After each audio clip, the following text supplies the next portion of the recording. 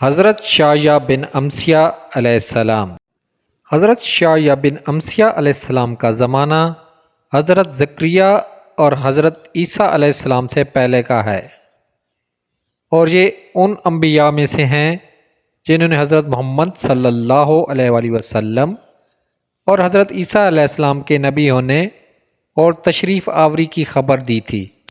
حضرت شایع بن امسیہ علیہ السلام کے دور میں سرزمین بیت المقدس میں بنی اسرائیل کے بادشاہ تزکیہ تھے، اور حضرت شایع علیہ السلام اس کو جو بھی حکم فرماتے یا کسی چیز سے منع کرتے تو ہر طرح کی فرما برداری کرتے۔ اس دور میں بنی اسرائیل میں بڑے بڑے حادثات رونما ہوئے، جس کی وجہ سے بادشاہ بیمار ہو گیا اور اس کی ٹانگ پر ایک پھوڑا نکل آیا۔ اس دور میں بابل کے بادشاہ سخاریب نے بیت المقدس پر چڑھائی کر دی۔ وہ تقریباً 6 لاکھ جھنڈوں تلے آیا اور لوگ بہت زیادہ دہشت زدہ ہو گئے۔ تو بادشاہ نے حضرت شایع علیہ السلام سے پوچھا کہ اللہ تعالیٰ نے سخاریب اور اس کے لشکر سے متعلق کیا وحی فرمائی ہے؟ حضرت شایع علیہ السلام نے فرمایا کہ ابھی تک تو اس کے متعلق میری طرف کوئی وحی نازل نہیں ہوئی۔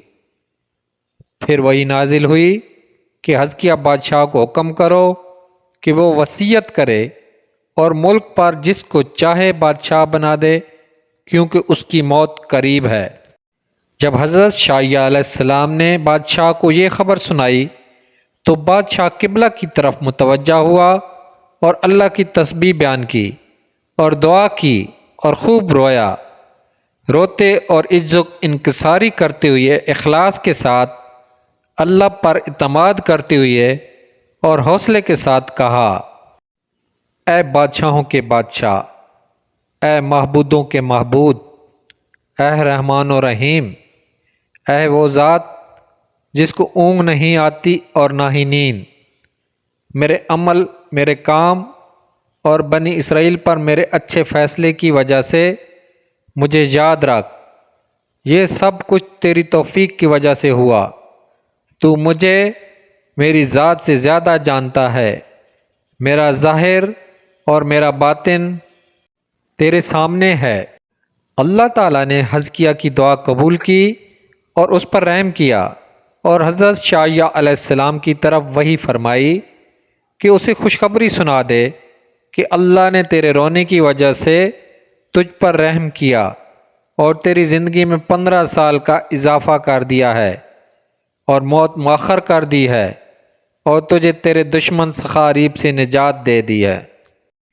جب حضرت شایع علیہ السلام نے یہ خبر بادشاہ کو سنائی تو اس کی پریشانی اور غم جاتا رہا، اور وہ اللہ کے لیے سجدے میں گر گیا، اور اس نے اپنے سجدے میں کہا کہ اے اللہ، تو جس کو چاہتا ہے بادشاہت دے دیتا ہے، اور جس سے چاہتا ہے بادشاہت چھین لیتا ہے، اور جس کو چاہتا ہے عزت دیتا ہے، اور جس کو چاہتا ہے ذلیل و رسوا کرتا ہے۔ تو غیب اور حاضر کو جانتا ہے، تو ہی اول و آخر ہے، تو رحم کرتا اور مجبور لوگوں کی دعا قبول کرتا ہے۔ جب اس نے سجدے سے اپنا سر اٹھایا تو اللہ تعالیٰ نے حضرت شایع علیہ السلام کی طرف وحی فرمائی کہ اس کو حکم دے کہ وہ انجیر کا پانی لے کر اپنے پھوڑے پر ڈالے تو وہ تندرست اور شفا یاب ہو جائے گا۔ بادشاہ نے یہ عمل کیا اور وہ ٹھیک ہو گیا۔ دوسری طرف اللہ تعالیٰ نے سخاریب کے لشکروں پر موت بھیج دی اور وہ سب کے سب ہلاک ہو گئے۔ ان میں سے صرف بادشاہ سخاریب اور اس کے 5-6 ساتھی بچ گئے۔ ان میں سے ایک بخت نصر بھی تھا۔ بنی اسرائیل کے بادشاہ نے آدمی بھیجے تو انہوں نے ان کو لے کر بادشاہ کے پاس حاضر کیا۔ اس نے ان کو بیڑیاں پہنا دیں اور ان کو سزا دینے اور ذلیل و رسوا کرنے کے لیے 17 دن تک شہروں میں چکر دلاتا رہا۔ ان میں سے ہر ایک کو جو کی 2 روٹیاں کھلاتا رہا، پھر ان کو قید خانے میں بند کر دیا۔ اللہ تعالیٰ نے اپنے نبی شایع علیہ السلام کی طرف وحی بھیجی کہ بادشاہ کو کہو کہ وہ ان کو ان کے ملک و علاقے میں بھیج دے تاکہ وہ اپنی قوم کو اللہ کے عذاب سے ڈرائیں۔